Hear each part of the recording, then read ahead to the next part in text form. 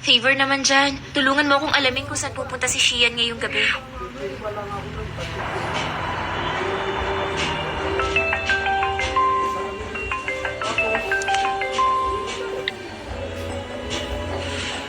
Hello? Anong sabi mo? Si Mr. Shian? Hindi ko siya kilala eh. Pero maswerte ka dahil kilala ko ang kaibigan niya na si Guanji. May private banquet sila sa Warner Estate ngayong gabi. Pupunta ang mga kilalang tao sa Jiangcheng na may connection sa Guan Capital. Hindi ko lang alam kay Shian. Pupuntahan ko na lang din. Teka nga, hindi pa kayo magsa-celebrate ang birthday ni Xingzhou ngayon? Hindi mo siya sisiputin? Kesa naman, pakawalan ko si Shian. Kung sa bagay, mas charming ang babaeng career-driven. Maraming salamat sa pambobola mo.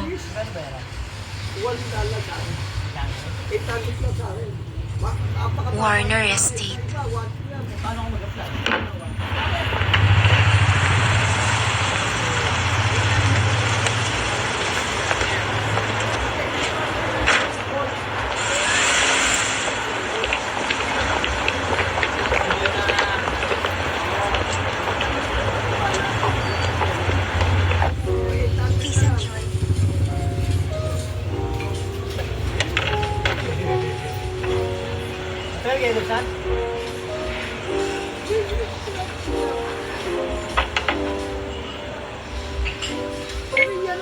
Kita naman tayo.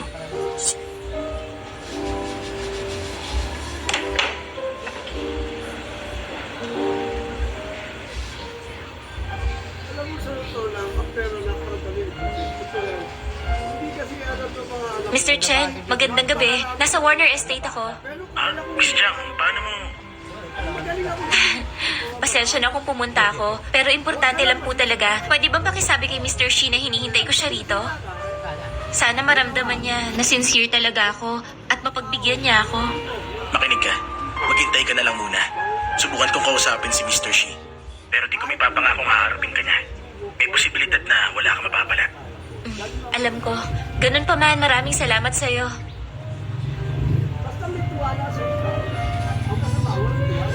In-organize ni Guanji ang banquet at pinapunta ang lahat para kumain at uminom. Baka hindi naman ganun. Balita ko si Yuyu. Nirecruit pa ng Guan Capital mula sa ibang bansa. Professor siya sa university. Guan Capital lang ang kukuha sa kanya bilang consultant. Nakita ko rin ang anak ni Shi rito. Hindi maaasahan ang anak ni Shi Wanguang. Noong mga panahong may problema ang Mingyu, nagsarili pa siya. Kaya si Shi Wanguang, ipinagkatiwala na lang ang kumpanya sa manugang niya. Grabe talaga. Sa tingin ko, ang mga binata ng pamilyang Guan at Shi, mga ambisyoso, ay kinuha pa silang profesor. Mukhang may pinaplano silang malaki. Yung isa mahihain, yung isa puro party. Ano naman ang magagawa nila? Eh di magpayabangan.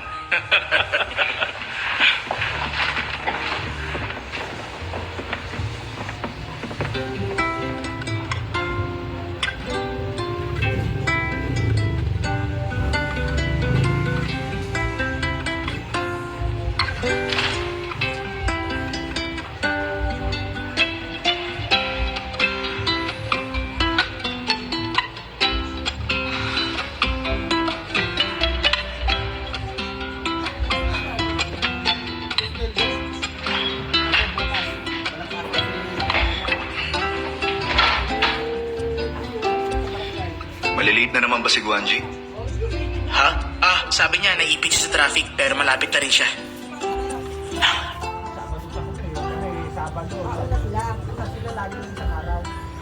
May kailangan ka pa ba? Si Miss Jiang ng Financial Introduce. Sabi niya maghihintay siya. Sana rin mapagbigyan mo siya na may interview ka ngayong gabi. Jiang Shui? Di ba sabi ko kausapin mo siya? Kinausap ko siya. Pero ang sabi niya, kung hindi matutuloy ang interview, walang cover story ang next issue. Hindi ko alam kung paano niya nalaman na narito kayo. May meeting ako bukas sa Liang Technology, kaya wala akong oras para sa interview ngayon. Dahil nandito siya, baka hindi pa siya kumakain. Dalan mo siya ng pagkain at ipahatid mo na rin siya. Walang taxi rito. Yes, sir.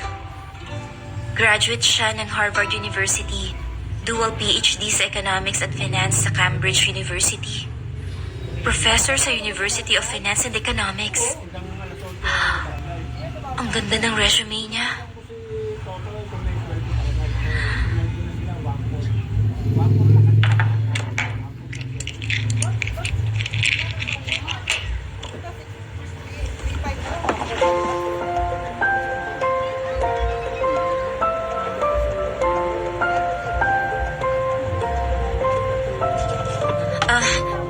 Salamat. You're welcome. Excuse me. Ikaw ba si Professor Yuyu? Teka, kilala mo ako? Nabasa ko kasi ang ilan sa mga sinulat mo. Fintech, technology-driven financial innovation. Hindi lang nakaka-apekto sa macroeconomy. May potential din ito na mabago nito ang mga buhay natin. Malapit ang loob ko sa larangan na to dahil mahalaga ito sa buhay natin araw-araw. Tama ka. Kaya nga yun ang pinili kong research direction. Alam mo noon kasi masyadong mataas ang konsepto ng finance at capital. Pero ngayon, inaalam natin kung paano ba at hanggang saan ito mababago ang buhay natin. Kung may pagkakataon ako, gusto kong bumalik sa alma mater at umattend sa lecture mo, Professor Yu. Doon ka rin pala graduate. Oo. Sa financial introduce ako ngayon bilang journalist. Professor Yu, pwede ba kitang i-add sa Mr. Shi, chat? Ano yan? Scan ko na. Sige. Siya si Jiang Shui ng Financial Introduce. Tapos na. Jiang Shui, journalist ang ilalagay ko rito. Salamat. Jiang Shui. Ang nagwagi sa Person of the Year interview ay ang nagsulat na Chu Jingguo at ang matinding labanan sa pananalapi ay si Jiang Shui.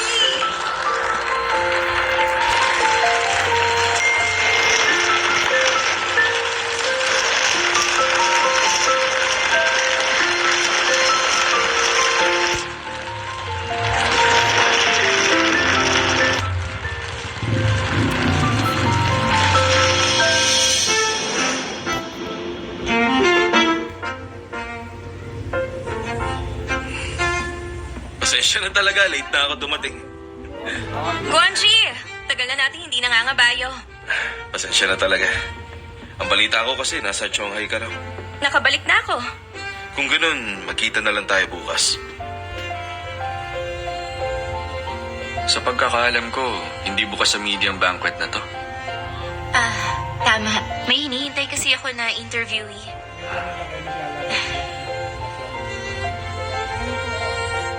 Mahalaga ang trabaho, ganun din ang health mo. Mukhang hindi maganda ang pakiramdam mo. Wala to. Iinom lang ako ng gamot.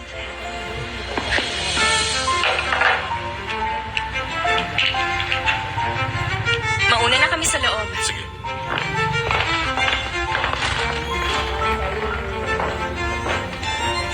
Kailangan ko nang umalis. Sige.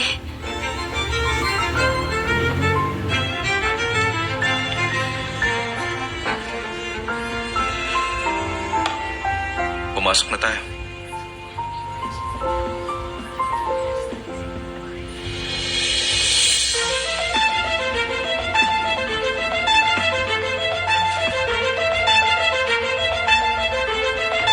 Mr. Shi! Sorry, Miss Jiang. Hindi talaga pwede si Mr. Shi. Gagawa ko ng paraan para may interview mo siya ng mas maaga. Siguradong gutom ka na. Kumain ka na lang muna. Ipapahatid na lang kita. Huwag na. May sundo ako.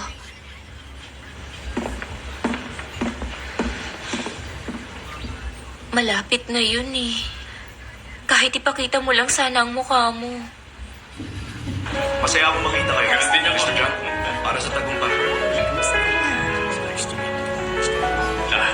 Sarap ng wine. Mr. Wang, kamusta ka na ngayon?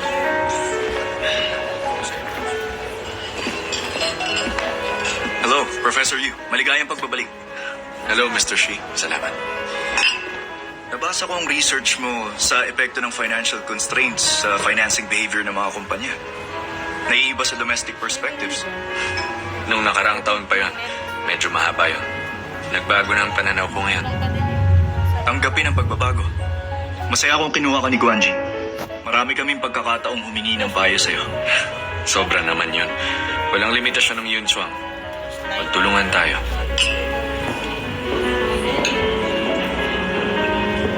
Nga pala, Binasa ko kanina ang Jushingo at ang matinding labanan sa pananalapi. Matalas ang pananaw, magandang pagkakasulat at nakaka-inspire. Baka gusto mo ring basahin kapag may oras ka. Medyo naaalala ko nga yun. Mahusay yung samulat. Cheers.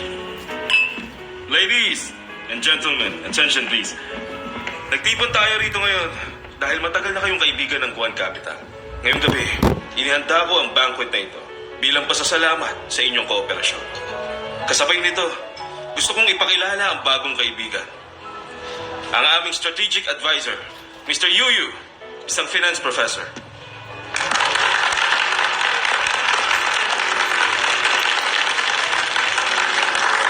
Salamat.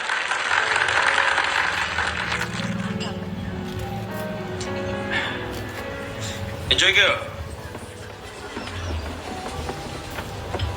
Hayaan niyo ipakilala ko. Hindi na kailangan.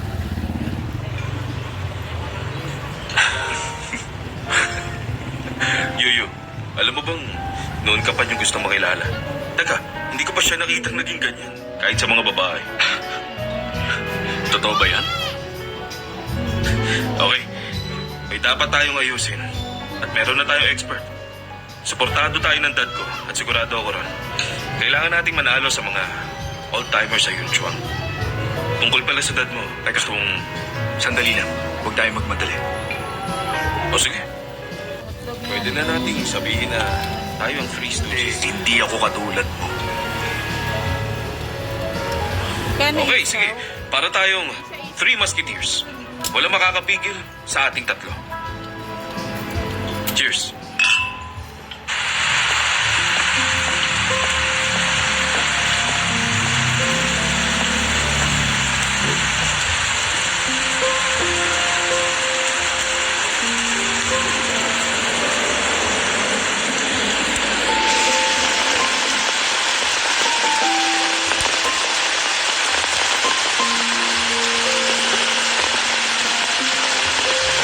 Shinjo, nasan ka na? Sobrang traffic. Hintayin mo lang ako.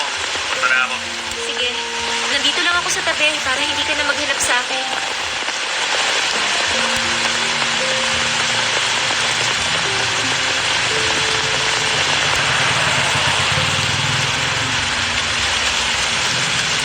Hi, Michelle. Long time no see ah. Anong ginagawa mo dyan? Long time no see, Mr. Zhang. May hinihintay lang ako. Pasensya na, hindi ako nagkaroon ng pagkakataong magpasalamat sa iyo ng maayos. Ang ganda ng sinulat mo para sa akin. O gusto mo bang ihatid na kita? Salamat, Mr. Zhang. Dahil sa karanasan nyo, kaya ako naisulat yon. Parating na ang boyfriend ko. Huwag na kayo mag-alala. Okay, sige. Ingat ka. Uy, miss! Mag-isa ka lang ba? Gusto mo atid na kita? Malakas ang ulan. Mahirap makasakay. Salamat na lang po. Parating na ang boyfriend ko. Ba't mag-isa ka kung talagang may boyfriend ka? Hindi ba pwede mag-isa kahit may boyfriend?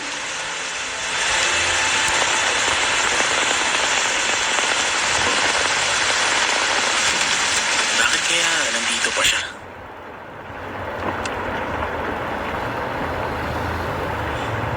Hindi mo ba siya hinanapan ng masasakyan? Sabi niya may susundo sa kanya.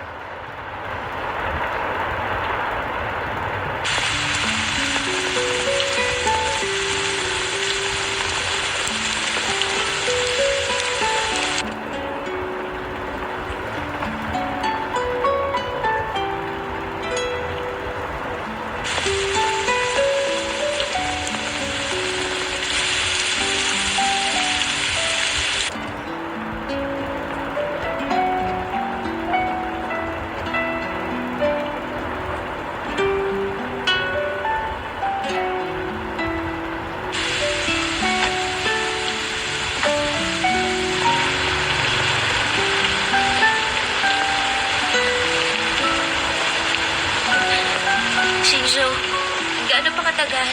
Ang lamig na eh. Hindi kaya hindi pumunta yung sundo niya? Sa ganitong oras sa lugar na to?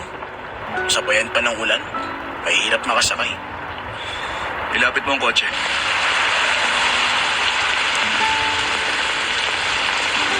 Oo, umuulan. Hinihintay ko ang boyfriend ko. Tama, may boyfriend ako. Salamat, paalam.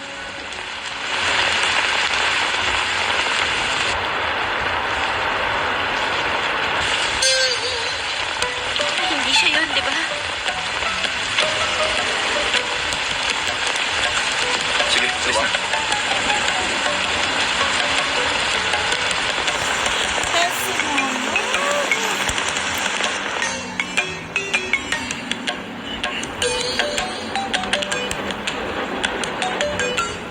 Hinihintay niya nga ang boyfriend niya.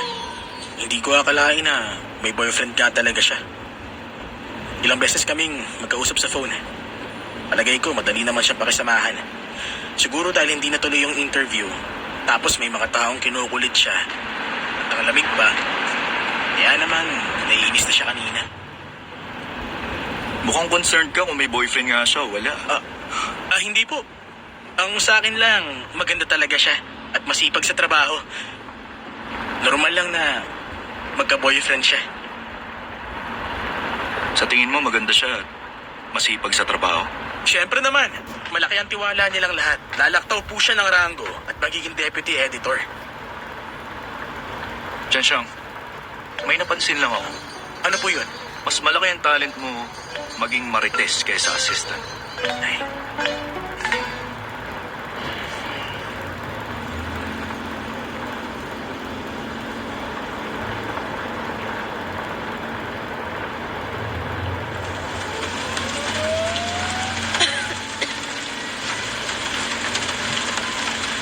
Sorry, Shui. Malakas ang ulan at madulas ang kalsada. Naipit ako sa traffic kanina. Malamig ba? Ayos lang ako. Kumusta ang birthday mo? Masaya ba? Ay, wala ang girlfriend ko. Paano ako sasaya? Pasensya na talaga. Sinong kasama mong nag-celebrate? May iba pa ba? Si Shufang? Nagkukulo na pala siya ngayon? Hindi matapang at kakaiba ang amoy. Maganda ang taste niya. Kapag nagkita uli kayo, tanungin mo siya kung anong kulo ng gamit niya. Sa tingin ko, bagay rin yun sa'yo. Kumusta interview mo? Mahabang kwento. Basta, nakakainis lang pag-usapan. Sige, huwag ka na mainis ha.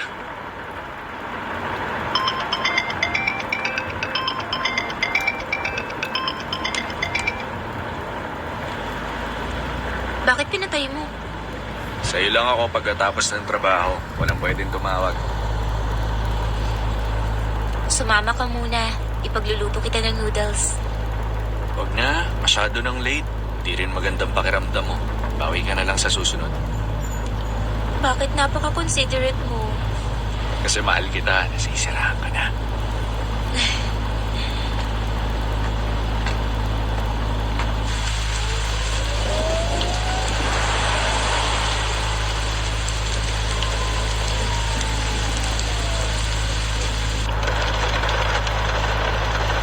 Birthday mo pa rin ngayon. Happy birthday, Shinjo. Salamat, babe. Papasok na ako.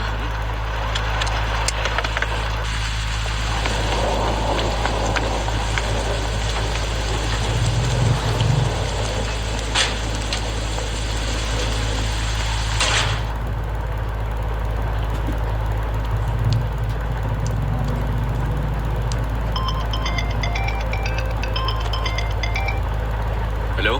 Paano yun? Ano?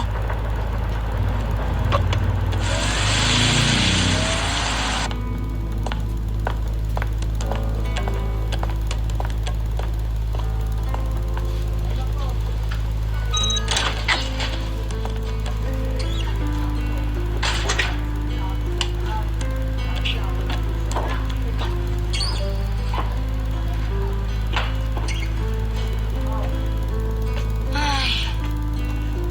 Kailangan kong masabihan agad ang editor.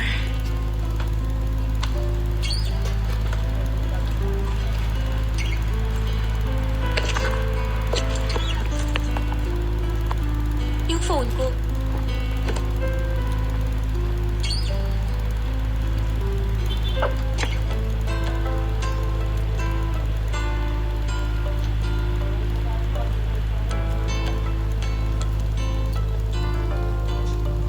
Ospital? Paano nakarating dun? Nanakaw? Alam ko, hawak ko yun pagsakay ko sa kotse. Anong ginagawa ni Xingzhou sa ospital? May sakit ba siya? Baka naaksidente siya.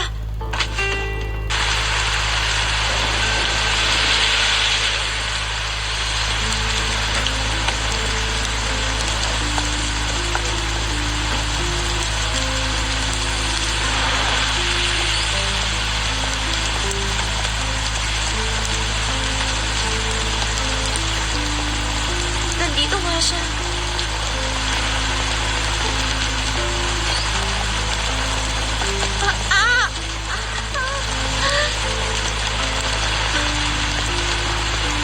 Ang nakalaga nito.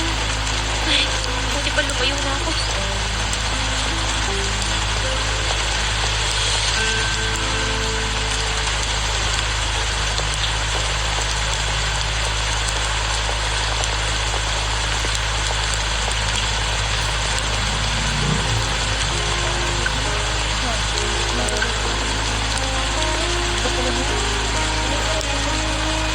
Kaibigan niya siguro. Normal lang na dalawin na kaibigan sa ospital.